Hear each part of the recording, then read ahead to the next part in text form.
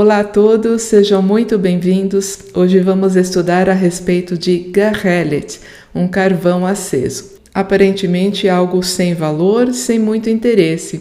Porém, são nessas pequenas coisas que Adonai nos mostra grandes verdades espirituais. Eu tenho certeza que você vai se surpreender com o ensino que podemos tirar dessa substância tão sem atrativos. Vamos dar início então. Existem diferentes palavras na Escritura para definir o carvão. Vamos conhecê-las. Primeiramente, Gachelet, a palavra tema do nosso estudo. Ela é um substantivo feminino e significa carvão aceso ou em brasas, um carvão ardente. Existe também a versão masculina dessa palavra, lida como Gehel, e tem o mesmo significado, também um carvão em brasas. Uma outra palavra é esta, Perham. Também é um carvão, porém nesse caso ele pode estar aceso ou não. Então o que vemos aqui é que esses dois primeiros termos, eles dão ênfase no estado do mineral, ou seja, um carvão aceso, queimando. E este outro dá ênfase na substância, no carvão simplesmente. Ainda existe uma outra palavra, esta daqui, Ritzpah. Nós vamos estudá-la separadamente no próximo vídeo. Ela também significa carvão aceso, porém o seu significado mais utilizado nas escrituras é para um pavimento de pedras, um pavimento que é montado com pedras cortadas. Ela aparece assim por 7 vezes, sendo que carvão aceso é a tradução para uma única vez. Porém, essa única vez é muito significativa, então nós vamos abordar isso num próximo vídeo. A palavra Gachelet alcança diversos sentidos nas escrituras, não apenas o literal. Ela é usada de forma metafórica, tendo ainda diversos contextos espirituais. Vamos dar uma olhada em cada um deles para que ao final possamos chegar àquela leitura no nível mais profundo. Primeiramente, o sentido literal da palavra. Eu vou apenas pontuar rapidamente o contexto de cada verso, pois vamos focar o estudo nos significados e níveis mais aprofundados. O primeiro texto, em Vaikra, Levítico 16, trata das brasas do Misbeach, o altar de holocaustos que ficava no átrio do Mishkan, o tabernáculo. Essa é uma referência das brasas apenas no nível Pshat, aquela leitura mais simples e literal. Porém, nós vamos voltar a esse verso depois, analisando seu contexto, porque ele aponta para algo muito mais elevado. Gachelet também é usada em Mishlei, Provérbios 6, fala sobre andar sobre brasas ardentes. Em Yeshayahu, Isaías 14, trata a respeito de usar as brasas do carvão para assar pão e carne. E no capítulo 47, a respeito de queimar madeira para se aquecer. Esses são alguns usos literais da palavra. Um outro sentido do carvão é representar uma centelha de vida. Nós vamos analisar nesse texto aqui de 2 Samuel 14. E deste modo eles apagarão a última centelha ou brasa que me restou, deixando meu marido sem nome nem descendência sobre a face da terra. Então esse texto trata a respeito de uma mulher que compara o seu filho à última centelha de vida da família. Não é difícil entender a metáfora visual desse texto, a imagem de uma pessoa comparada a uma brasa, algo que está vivo, quente. Porém, analisando a natureza do carvão, podemos chegar ainda mais longe. Vamos então falar um pouquinho sobre os tipos de carvão. Este primeiro é o carvão mineral. Ele é uma rocha formada pela decomposição de matéria orgânica vegetal, troncos, raízes, folhas, ao longo de muitos anos. Esses resquícios ficam soterrados, vão se compactando e passam a sofrer ação de bactérias, aumento de pressão e temperatura. Esse processo vai solidificando esses materiais e eles se transformam no carvão mineral. E o outro é o carvão vegetal, que é o produto da queima da madeira. Quando a lenha é queimada, se transforma nessa matéria preta, que é o carvão vegetal. O Brasil, inclusive, é o maior produtor de carvão vegetal do mundo. Uma outra característica importante é que o principal elemento químico do carvão é o carbono. O carvão é formado praticamente só por moléculas de carbono, sendo que ele é um dos elementos mais presentes em toda a matéria orgânica, em todos os seres vivos. O ser humano, por exemplo, tem 19% do seu corpo constituído por carbono. Perde apenas para o oxigênio, que representa 61%. Oxigênio e carbono são dois elementos fundamentais à vida sobre a Terra. Então, nesse texto, além de uma comparação metafórica da brasa como vida, podemos também enxergar quimicamente uma ligação do ser humano com esse elemento que forma o carvão, o carbono. Nós veremos isso, inclusive, em maiores detalhes mais à frente. Mas, por enquanto, podemos dizer o seguinte: o carvão aceso é uma representação muito fiel de um corpo, associado aí ao elemento carbono, que possui a fagulha divina acesa, a nossa alma, representada pelo fogo. Somos, então, uma brasa ardente. À primeira vista, esse texto parece até uma comparação simplória entre um ser humano e um pedaço de carvão aceso. Porém, ele apresenta grandes realidades espirituais, tanto em relação à composição química do corpo, quanto da alma também. A palavra Gahelet aparece também no contexto do julgamento divino, apontando aí ira e também poder. Nós podemos ver alguns exemplos aqui no Salmo 18, nesses versos, e também em 2 Samuel 22, que é uma referência a esse mesmo salmo. Ele é um cântico de David pela vitória que Adonai lhe concedeu sobre os seus inimigos e também sobre Shaul.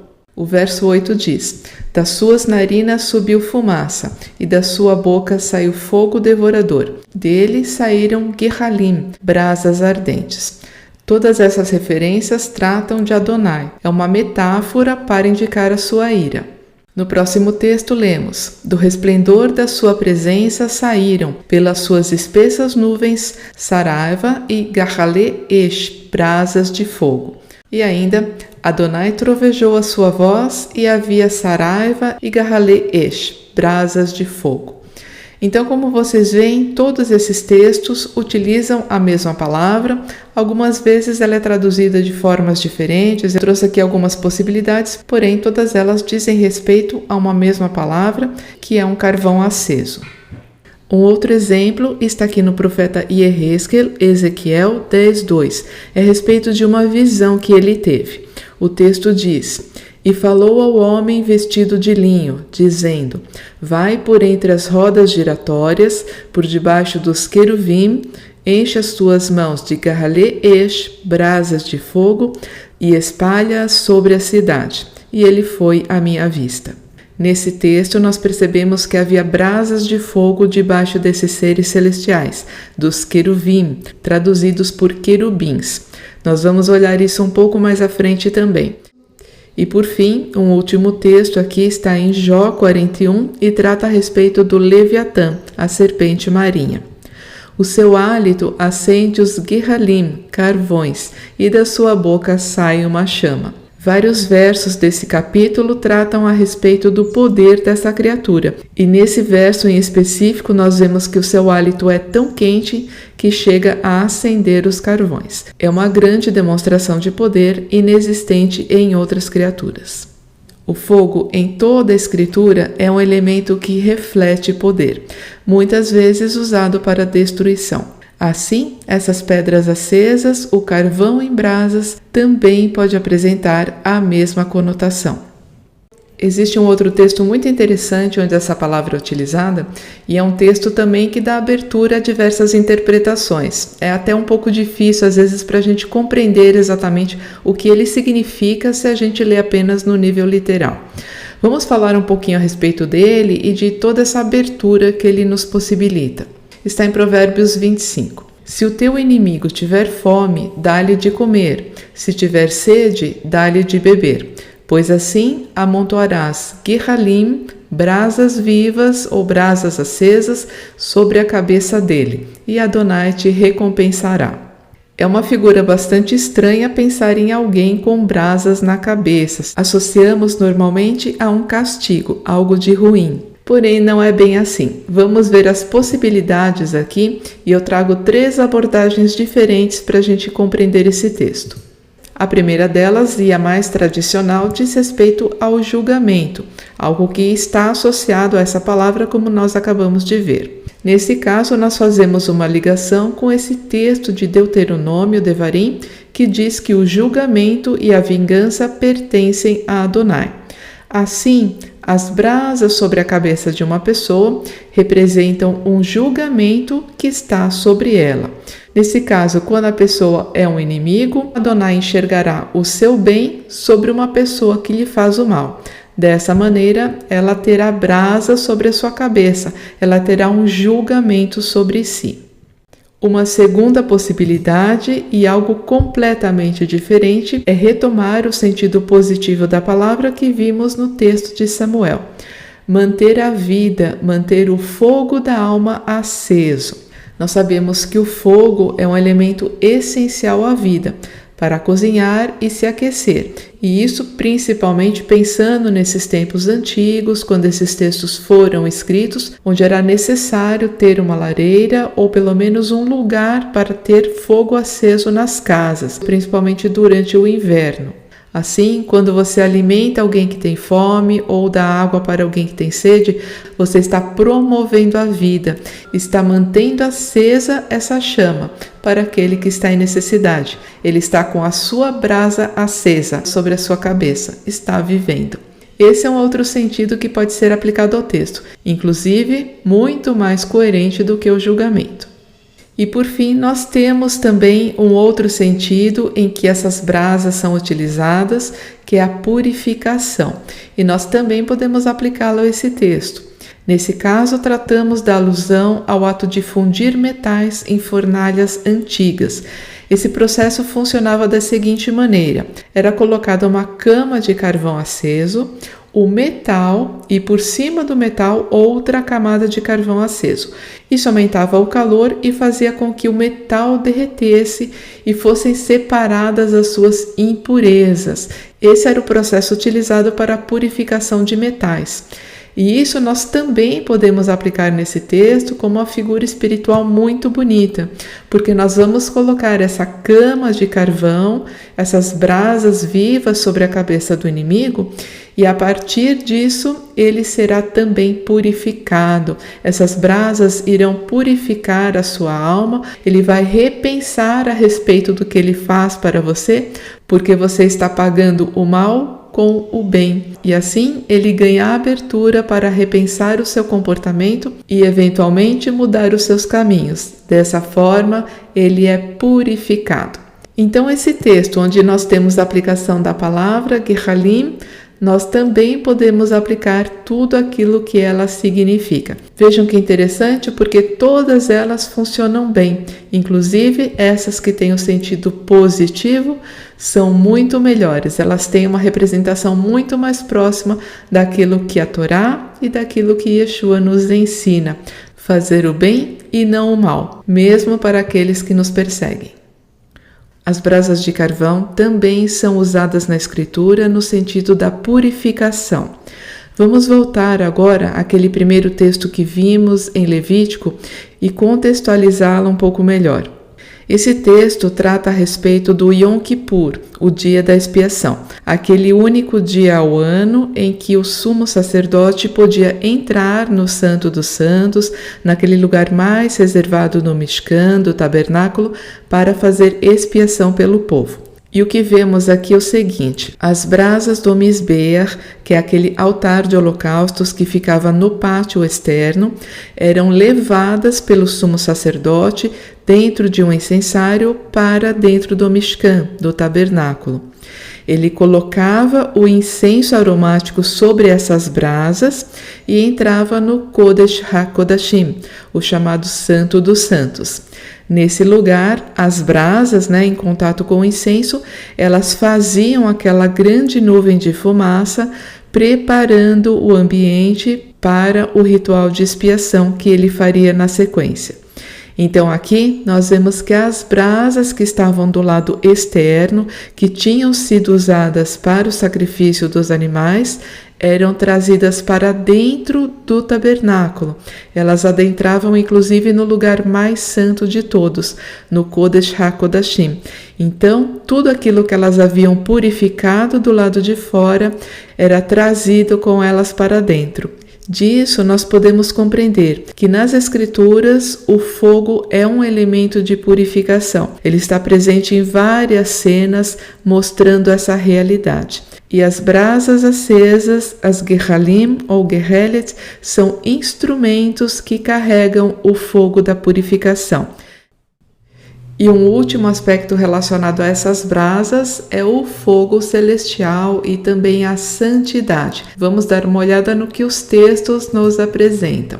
Primeiramente, em Ezequiel, nós lemos o seguinte: quanto à semelhança das Hayot, sua aparência era como Gahale Esh, brasas ardentes de fogo, e como a aparência de tochas que se moviam entre as Hayot, e o fogo era brilhante, e dele saíam relâmpagos. Essa visão do profeta Yehezkel trata a respeito das chamadas Hayot, traduzido por seres viventes. São criaturas celestiais que estavam próximas ao trono de Adonai. Essas criaturas são identificadas no capítulo 10 como os queruvim.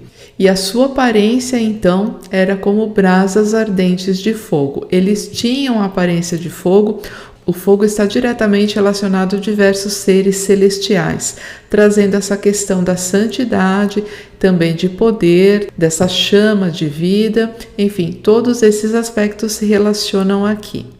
E como vimos aqui nesse texto também de Yehezkel, capítulo 10, ele mostra que os queruvim, eles tinham essas brasas também debaixo de si, além de sua aparência. E quando falamos de seres que têm brasas sobre seus pés, lembraremos de um outro texto também do profeta Yehezkel, que trata a respeito do líder, do governante de Tiro, que também é uma figura de Hassatã. Tu és o queruvim Mimshar, querubim ungido que guarda, e eu te coloquei assim. Tu estavas no Monte Santo de Elohim, tu andaste para cima e para baixo do meio das Avnei Esh, pedras de fogo. Aqui nós temos a mesma figura, porém utilização de uma palavra diferente. Aqui não estamos tratando das Gahale Esh, dos carvões, aqui das brasas de carvão, mas aqui trata de pedras de fogo. Ela pode fazer alusão também ao carvão. No entanto, esse texto traz a palavra pedra. Nós não vamos fazer essa análise agora, porém percebemos aqui a grande semelhança. Os queruvim, também chamados aqui por Hayot, são seres que estão envolvidos pelo fogo. São como tochas se movimentando, possuem brasas acesas dentre suas rodas e andam sobre pedras de fogo. Eles têm essa aparência incandescente, brilhante. Além disso, as Escrituras definem outros seres celestiais que também são envolvidos completamente por fogo. São esses daqui, os chamados Saraf ou Serafim. Saraf literalmente significa serpente de fogo, e Serafim é o plural de Saraf. E o termo Saraf ou Serafim refere-se tanto a animais venenosos, a serpentes venenosas no mundo físico, quanto a esses seres celestiais que ficam junto ao trono de Adonai. Nós veremos um texto que trata especificamente desses seres no profeta Yeshayahu Isaías. Queruvim e serafim são seres celestiais muito parecidos, ou que se mostram com essa aparência similar nos textos da Escritura. A diferença entre eles é que os serafins se mostram com 6 asas, enquanto os queruvim com 4. Porém, os serafim, eles próprios são seres ardentes, são serpentes celestiais feitas de fogo. Então, como vocês percebem, o fogo está em todos esses seres. Ele tem uma implicação direta com a questão da santidade, são seres que estão muito próximos ao trono. É apenas uma representação para que possamos compreender a sua importância. Afinal, Adonai está em todo lugar, ele não está posicionado em um trono especificamente. Porém, compreendemos assim que são seres de altíssima santidade, e o fogo está relacionado a tudo isso. E andar sobre o fogo não é uma coisa que existe apenas no mundo espiritual. O homem também resolveu fazer isso. É uma prática hoje em dia chamada por firewalking, que significa literalmente andar sobre fogo. Esse é um antigo ritual que está presente em muitas culturas pelo mundo, Índia, Malásia, Japão, China, Espanha, Grécia, entre outros países ainda. Existem registros históricos dessa prática desde 1200 antes da Era Comum, ou seja, algo muito antigo realmente. Dependendo da cultura, eles utilizam carvão em brasa, pedras quentes ou até mesmo lava. Existem alguns grupos no Havaí que andam sobre lava vulcânica. Essa prática sempre teve um cunho religioso. Ela funciona como um rito de passagem, um teste de fé e coragem ou mesmo de purificação. Vejam que são abordagens do fogo das quais nós tratamos anteriormente. E atualmente o firewalking é utilizado na área de coaching para autossuperação, nessa área empresarial de motivação das pessoas. Então essa é uma prática milenar que tem esse viés religioso e é utilizada até nos dias de hoje. Muitas pessoas realmente não se queimam andando rapidamente ou andando devagar. Existem técnicas para fazer isso, né? Nós não vamos nem analisar esse ponto. O que vamos comentar aqui é que existe uma relação muito nítida entre esses seres celestiais de alta hierarquia que têm uma natureza ígnea, que vivem em meio ao fogo, e isso que o homem se propôs a fazer. Apesar dessa ser uma prática antiga de muitos povos, a Escritura nos mostra que não devemos adotá-la. O nosso corpo, que é o templo do Espírito, não deve ser colocado em perigo desnecessariamente. A Escritura, inclusive, ela apresenta um verso aqui, né? Nós já comentamos anteriormente aqui em Provérbios a respeito dessa prática. Pode alguém andar sobre brasas sem queimar os pés? Assim acontece com quem se deita com a mulher alheia. Não ficará impune aquele que a toca. Então aqui a Escritura mostra que ninguém pode mexer com fogo sem sair queimado e faz um paralelo com a questão do adultério. Aquele que comete adultério também não ficará impune.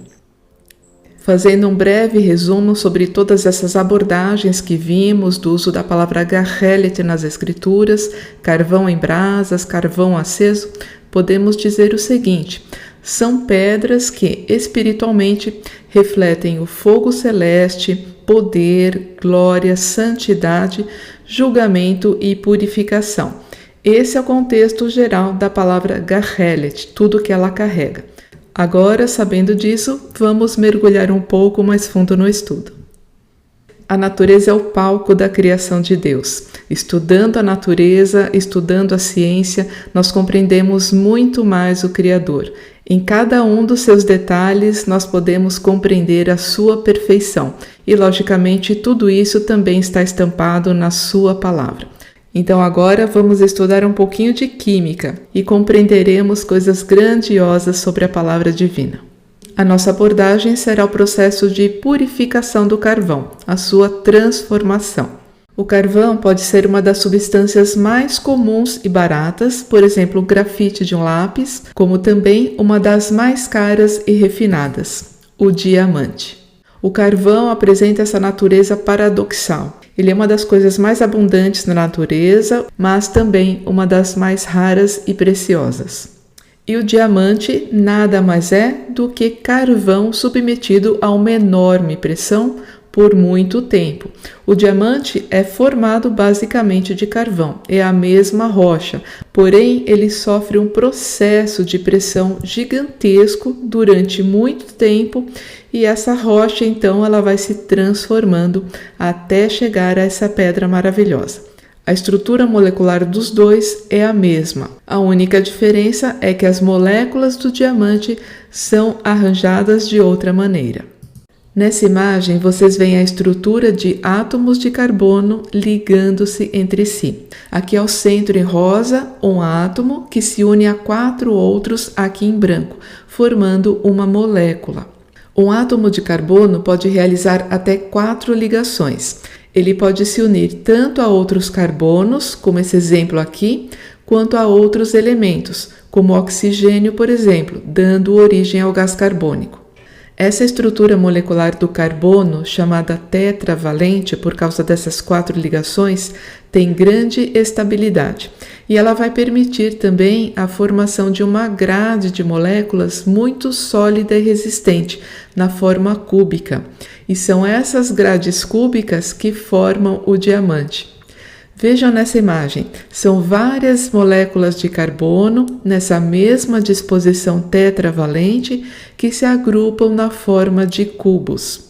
E é essa disposição atômica nesse formato cúbico que faz o diamante o material mais resistente encontrado na natureza. Assim, o mesmo carbono que forma materiais tão frágeis como o carvão e o grafite, quando rearranjados nesse modelo molecular rígido, na forma de cubos, dá origem à solidez do diamante. Vamos transportar agora tudo o que acabamos de ver para o reino espiritual. O processo que o carvão sofre para se tornar um diamante é uma réplica da própria transformação do ser humano. O carvão, no seu estado mais frágil, ele sofre uma enorme pressão sob a terra, tanto no peso que está sobre ele, quanto altas temperaturas. Esse processo todo modifica a sua estrutura molecular, fazendo com que ele se reorganize para uma estrutura muito sólida que vai gerar o diamante. Assim, podemos comparar os 2 tempos desse elemento. Na forma de carvão, vemos que ele é uma substância frágil, porosa, também opaca, sem qualquer brilho, é escuro, né? A sua cor é preta, formados de detritos, toda aquela massa orgânica vegetal e tem praticamente um valor irrisório. Já o diamante, que é a mesma coisa do carvão, só que em outro estado, é o material mais duro e resistente da natureza. Um diamante só pode ser cortado por outro diamante. Ao invés de opaco, escuro e preto, ele é brilhante, transparente. Em vez de formado por detritos, ele foi formado pela pressão. E ao contrário do valor do carvão, ele tem um preço altíssimo, é uma pedra preciosa. O que enxergamos então aqui são 2 naturezas completamente opostas, não apenas diferentes, mas de fato opostas. E podemos então fazer uma leitura muito simples nesse sentido. O carvão, ele se mostra como um homem natural, a natureza carnal, aquela que ainda está voltada para as coisas desse mundo. Ao contrário, o diamante, ele reflete o homem transformado, o homem que vive na sua natureza espiritual mais elevada. Porém, esse processo de transformação não é simples. Ele é cheio de pressão, tem obstáculos, tem dificuldades, porém, esse caminho espiritual acaba fazendo com que o homem se transforme numa bela pedra preciosa. Então, estudando a própria natureza desse elemento, Adonai nos ensina. Carvão e diamante são compostos da mesma substância, são a mesma coisa. A única diferença é uma reorganização molecular, uma reorganização interna. É o mesmo que acontece nesse processo para o homem carnal, natural, aquele que está voltado para as coisas do mundo. À medida que ele deseja andar nos caminhos de Adonai, ele vai sofrer essa pressão, ele vai encontrar muitas dificuldades, porém, ele vai se transformar nessa bela pedra preciosa, resistente, brilhante e de altíssimo valor espiritual. Continuando a mesma análise, vamos entrar um pouquinho mais a fundo na natureza do carvão e do diamante. Sabemos que o carvão tem uma correlação direta com o homem natural, aquele cuja natureza é carnal, não transformada. E o diamante reflete o homem que nasceu de novo, que tem uma natureza espiritual. E uma coisa em comum para ambos é o mesmo elemento, o carbono. E essa é a sua estrutura atômica. Vejam que interessante. O carbono é formado por 6 prótons, representados aqui pelas bolinhas brancas, 6 nêutrons, essas bolinhas vermelhas internas, e 6 elétrons, essas bolinhas vermelhas externas. Exatamente, 6, 6, 6, todo mundo vai lembrar do número 666. Ficou assustado com isso? Pois é, dentro do nosso próprio corpo, dentro de toda a vida orgânica, está o carbono com este número presente em tudo aquilo que é vivo. De fato, o número 666 tem uma representação negativa a respeito do Antimashiach, porém, existe também um outro lado. Se você não assistiu ainda os vídeos do canal a respeito desse número, são 2 vídeos, eu sugiro que você conheça, porque existe um outro lado desse número e você vai compreender melhor. De fato, tudo neste mundo possui 2 lados. A criação parte do princípio da divisão. Estamos no mundo dividido, então tudo tem 2 lados. É importante saber olhar para cada um deles e também discernir as suas representações. O número 666, neste sentido, ele evoca o corpo físico, naquela natureza básica que não é espiritualizada. Porém, o número 666, como vocês veem aqui pela própria criação de Adonai, pela própria natureza que ele gerou, também está relacionada com o próprio diamante, que reflete o homem que nasceu de novo, o homem transformado que tem uma natureza elevada, uma natureza espiritual. A própria cor desses elementos, né? Aqui um opaco, sem brilho, e aqui algo transparente que evoca o mundo espiritual, o qual nós não enxergamos. Esses 2 lados têm uma única base, o 666. Então vejam, nós precisamos compreender espiritualmente todas as coisas, porque todas elas provêm do Criador e Ele coloca na sua infinita sabedoria tudo da forma correta. Nós não podemos olhar uma coisa de um único lado, senão não compreenderemos toda a profundidade da palavra e da criação de Adonai. Então aqui o número 666 está presente em todos nós, em toda a natureza, e ele tanto pode revelar uma natureza caída, voltada apenas para o desejo da carne, quanto uma natureza espiritual, voltada para aquilo que faz parte do reino do Espírito. Agora vamos falar um pouquinho da estrutura molecular. Do lado de cá, a grafite, aquela que é a mais frágil de todas, é uma substância muito barata, está presente nos lápis de escola. Aqui apenas uma informação complementar necessária. Quando estamos falando de estrutura atômica, ou seja, o átomo representa uma das menores partículas da natureza. Existem algumas partículas menores que o átomo, porém, podemos tratá-lo aqui como a menor partícula. Então, ele tem essa configuração. Quando um átomo se liga a outro, ele já parte para uma estrutura molecular, ou seja, uma molécula é composta de vários átomos. Então, quando tratamos da grafite e dos átomos de carbono que formam essa estrutura, eles se colocam desta maneira aqui, como se fossem hexágonos e em camadas muito finas. Então, ele vai se mostrar de forma hexagonal, plana e em camadas. Esse tipo de organização molecular é muito frágil e instável. Nós podemos ver isso pelo próprio uso do grafite. Quando você escreve alguma coisa, você está deixando parte da grafite no papel. O carbono está se dissipando no papel e por isso que você consegue escrever. Então, é uma organização molecular muito frágil. Ao contrário disso, nós vemos aqui na estrutura molecular do diamante algo completamente diferente. Como vimos anteriormente, os átomos de carbono eles vão se unir de uma forma cúbica, que representa estabilidade e perfeição. Perfeição porque ela é igual em todos os lados. Então, é uma estrutura muito sólida. Nada pode arranhar um diamante e apenas outro diamante pode cortá-lo. É a substância mais dura e resistente encontrada na natureza. Então, vejam só, é um rearranjo molecular apenas que permite que a mesma substância seja tão frágil por um lado e tão resistente por outro.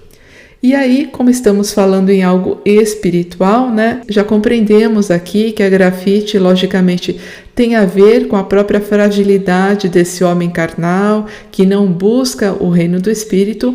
E por outro lado, a estrutura molecular sólida e rígida está ligada ao homem transformado, que busca a sua força no Criador.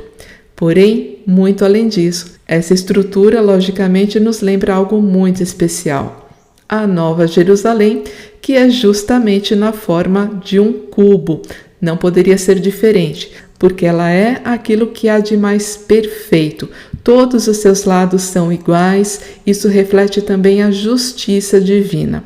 Então, vejam só, estudando química, chegamos a grandes revelações espirituais. Tudo é uma coisa só. Adonai criou a natureza e criou a sua palavra.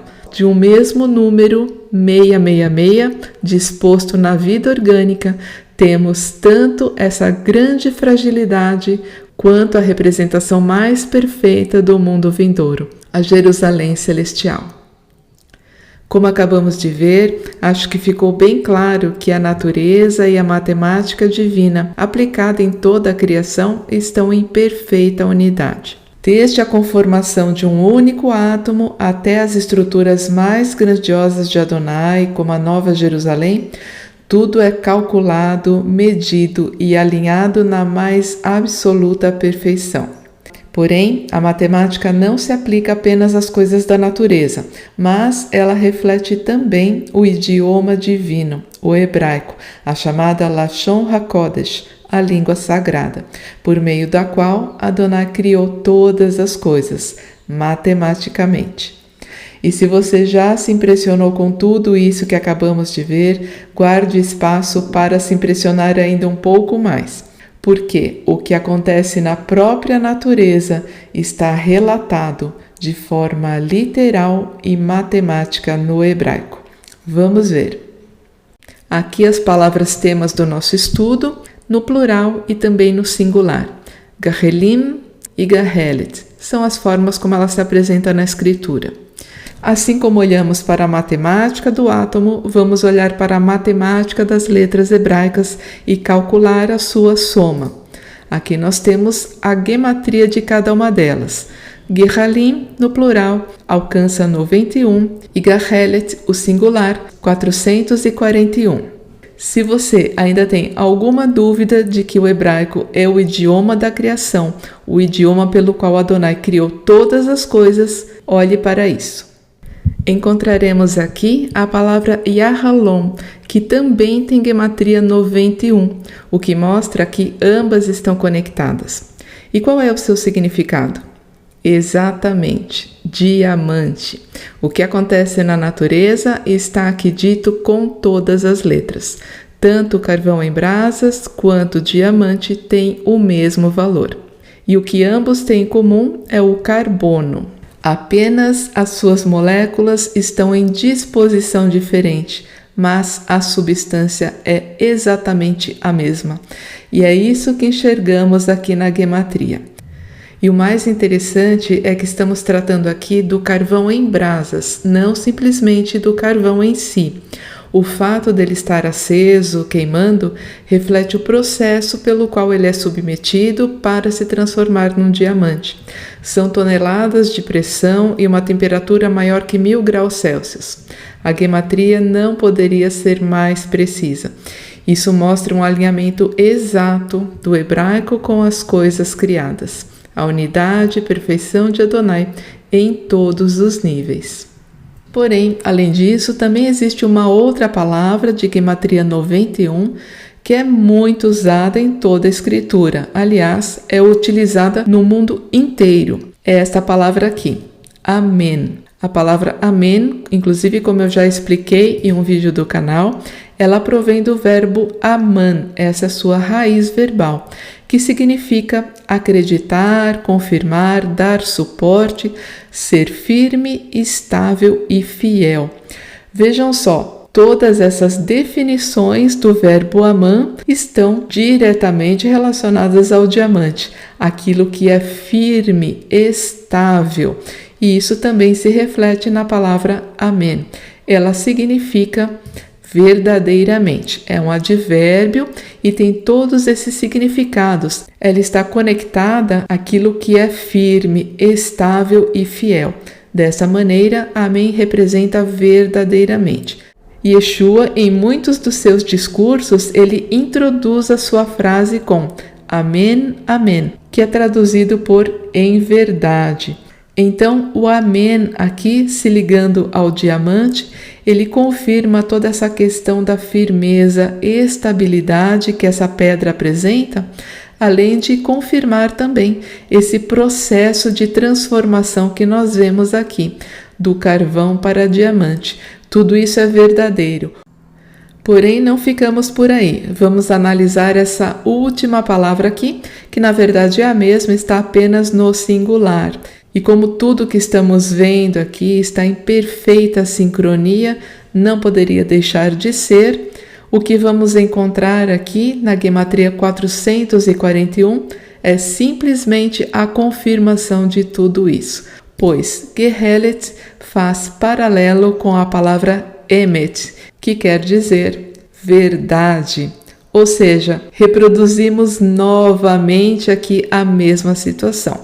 Vejam que impressionante isso daqui, pois a mesma palavra, tanto no singular quanto no plural, apontam gematrias para outras palavras que são idênticas, ou seja, Emet, verdade, e Amém, que significa verdadeiramente. Então aqui completamos os 4 níveis. Olhamos a palavra a partir do hebraico, levamos para a natureza, compreendemos a química e a matemática aplicada de Adonai na natureza do carvão, na sua transformação, em tudo que ele nos mostra naquilo que ele criou, e depois trazemos para a matemática do hebraico, onde confirmamos de forma surpreendente e sobrenatural tudo isso que Adonai criou. E tudo isso é verdade e perfeito. Finalizando o nosso estudo, vamos fazer aquela leitura abordando todos os pontos principais. Gehelet, o carvão em brasas, é um instrumento do fogo. Espiritualmente, ele reflete poder, glória, santidade, julgamento e purificação. Figura da própria vida humana como uma centelha de vida, Gehelet também revela o processo de transformação espiritual do homem, do nascer de novo. Acompanhamos no estudo como tudo isso se desenrola. Sob enorme pressão e altas temperaturas, aquela que era uma substância frágil, feia e sem grande valor, transforma-se no mineral mais resistente, de valor e beleza incomparáveis, uma pedra preciosa. Esse é o processo pelo qual o carvão se torna em diamante. O mesmo elemento, carbono, tanto pode gerar uma substância frágil como carvão, como grafite, quanto diamante, o mais duro e resistente mineral, o oposto do carvão. E assim também é com aquele que recebe as palavras de Yeshua. Se alguém deseja seguir-me, negue-se a si mesmo, tome a sua cruz e venha após mim. Andar sob a cruz é viver o processo de transformação verdadeiro. É viver a Emet, a verdade, uma palavra que está relacionada a Amém. Ambas querem dizer verdade, cujas somas são 91 e 441.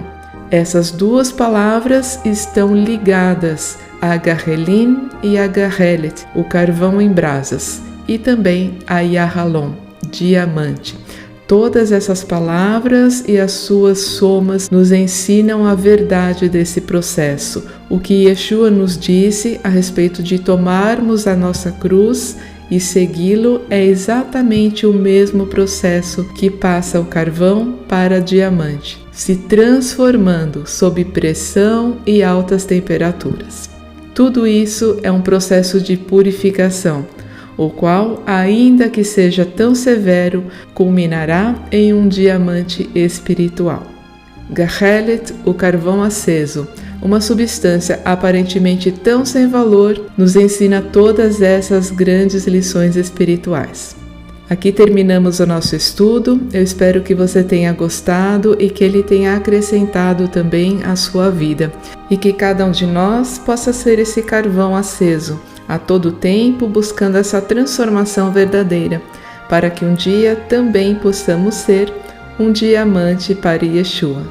Muito obrigada a todos e até mais. Shalom!